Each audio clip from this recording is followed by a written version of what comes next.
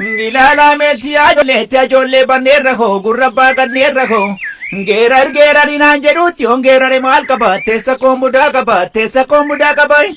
Ade mani tabbisana madi ba dubbin gara kon kessa akamin dubbi fama duguga nyaatan taatu nunduman kala male gumgummin seenaan taatu ittu mallita male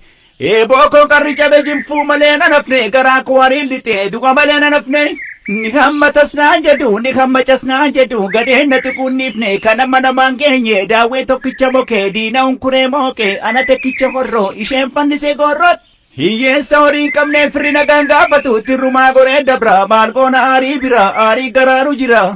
anoo beeka garaa ko maafa nyaadha waadaa ko anoo beeka qurxii ko akka ijoollee dubrii ko allaattii baalli kuulaan isaa baalli jaraara gadee lubbuu marara goota dhugaa marara Farado bonatane tababa kuda damne re dulomte tane mogolen du kallate durba ulfofte tane lubunu ndakajelte sore sadambanya turutu bishan dugare kollan kenya belisanu tutaye mugare utallo darba jirtu timballesu qoqa ko duifafa darba jirtu timballesu qoqa ko belisanu fajirtu timballesu sena ko kanshi malli ko cabetta rorestana abdaddu kaborri ko nadide kanigantu namanu Oton shakka jiraadduutiin gurgurree booda kootittuun shaanqoo bitadhe qirrataa hin dhaadadhe. Tokko nooltu baranaatti yookaan du'a gondaati yookaan bu'a gooftaati yookaan boora yaabbannaa yookaan gootaan dhaadannaa.